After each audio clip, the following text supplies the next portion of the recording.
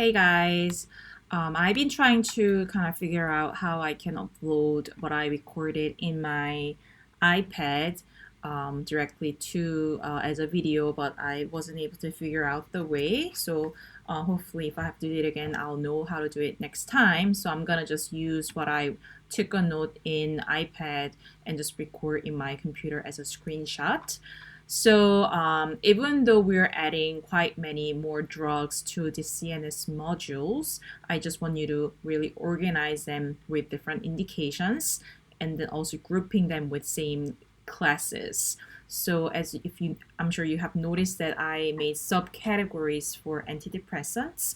So there are SSRIs, SNRIs, and tricyclic antidepressants, and they're all considered to be first-line agents for treating depression. And of course, you're going to learn a lot of them in therapeutics, in D&D modules later on. But really try to group them together. So we have citalopram, escitalopram, and fluoxetine in the past 2 weeks. And paroxetine, or brand name Paxil, is a new addition to this SSRI group. So remember, SSRIs are selective serotonin reuptake inhibitor, increasing serotonin neurotransmitter, and to treat manage the depression. So paroxetine, something that is a little bit special, is it causes more sedation and drowsiness than other SSRIs. It also carries anticholinergic property. Also cause weight gain, and it has many other so basically has more side effect profile, so that's why we don't use it as much compared to other SSRIs, but we still see it used for depression, also because it causes some more sedation, drowsiness. It can be used for anxiety as well, OCD, PTSD. PMDD is premenstrual dysphoric disorder, so females having severe depression, irritability before menstruation, so it can be used for that as well. So we don't have any new SNRIs this week, but we have one addition to new tricyclic antidepressant. So we have nortriptyline, or brand name Pamular. So remember that tricyclic antidepressants are older types of antidepressants, works well for depression, but has more side effect profile because it also binds to many other receptors in our CNS, so cause a lot of drowsiness and then sedation. So we often see nortriptyline also used for sleep as well. All right, so we have one more antidepressant under the category of atypical antidepressants. So basically anything that does not belong to SSRI, SNRIs, and tricyclic antidepressant, they will be considered atypical antidepressants. So mirtazapine is alpha-2 antagonist that release norepinephrine and serotonin. Often used for sleep and weight gain, because actually cause drowsiness and weight gain as side effects. So if anybody needs sleep or also needs to gain weight, can use this medication as well. All right, so we have one new benzodiazepine, so lorazepam, or brand name is Ativan. So it's considered also kind of more like intermediate acting benzodiazepine used for anxiety, insomnia, and remember, all the benzodiazepines can also be used for seizure disorder. All right, so the rest of the anticonvulsants, we have 3 new ones that are more older drugs. Oxcarbazepine, or brand name Trileptal. So don't pay too attention to all different types of classes. I'm gonna pretty much classify all of these drugs as anticonvulsants. So you don't have to really, I'm not gonna really ask you for dibenzapine, carboxamide. So really know that they are anticonvulsants. Also, I'm not going to ask for like specific types of seizure as indication, so know that they're all for seizure. So phenobarbital or luminol, it's the oldest anti-seizure medication still being used. It's long-acting barbiturate. Actually, there's a typo that I caught as I was recording. Also for epilepsy seizure. So phenytoin dilantin is both phenobarbital and phenytoin are older, really old drugs for treating seizure, but phenytoin is better tolerated than phenobarbital, so not as sedative. So phenytoin is way more often used than phenobarbital.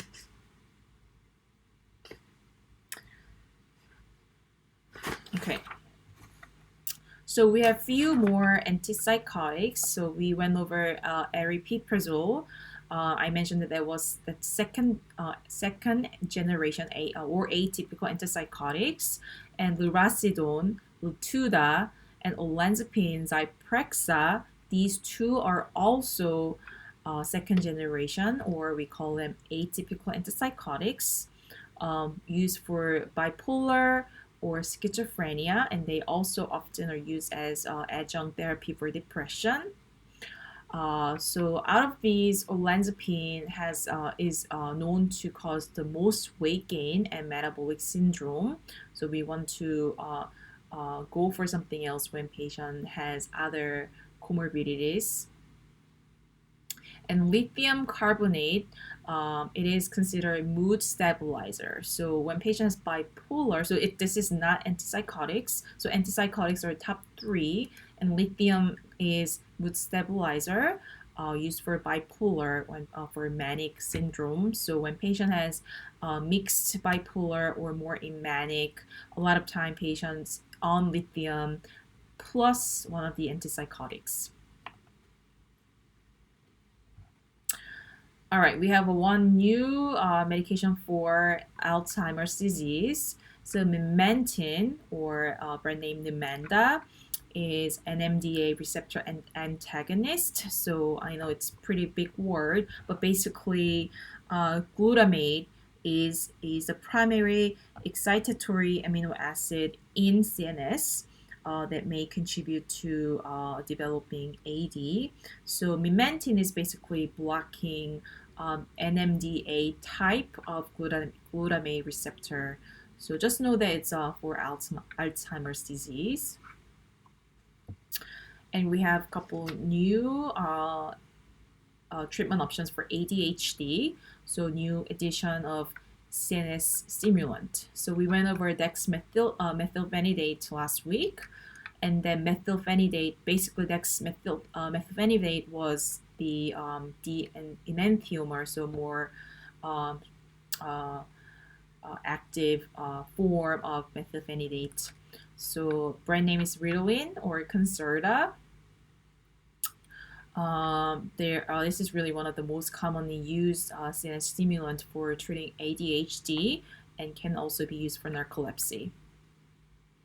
And lisdexamfetamine, or brand name Vyvanse, is an active prodrug that is converted to dextroamphetamine. So you guys probably know that you have probably heard of Adderall, which is a mixed salts of amphetamine and dextroamphetamine. So basically, this Vyvanse was developed to provide longer duration and also less abuse potential than Adderall. So I'm a little bit surprised that Adderall is not part of our top 300 drugs, but so all these CNS stimulants, they work pretty similarly, all pose a great deal of abuse potential. So they are in C2 category, whereas our last drug here, modafinil, or brand name Provigil, also CNS stimulant but has less abuse potential, so it's placed in C4 category, used for narcolepsy, sleep apnea, or shift work sleep disorder. Basically, people who work third shifts who have interrupted sleep schedule, who are not functional during the daytime, so they can take this medication. So last drug here is phentermine, or brand name Adipex. It's centrally acting appetite suppressant, so used for obesity.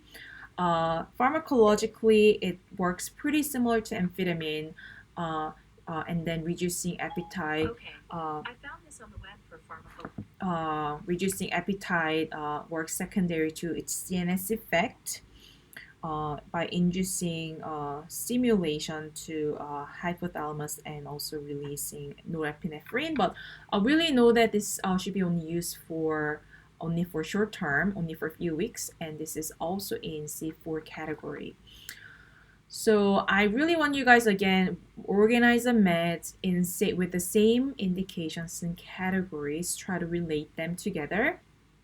And if you have any question, feel free to email me over the weekend. So hopefully this helps you. And remember that the quiz is partially cumulative. So any of the drugs in this Excel sheet can be on the quiz. So make sure that you keep up with all the previous quiz drugs as well.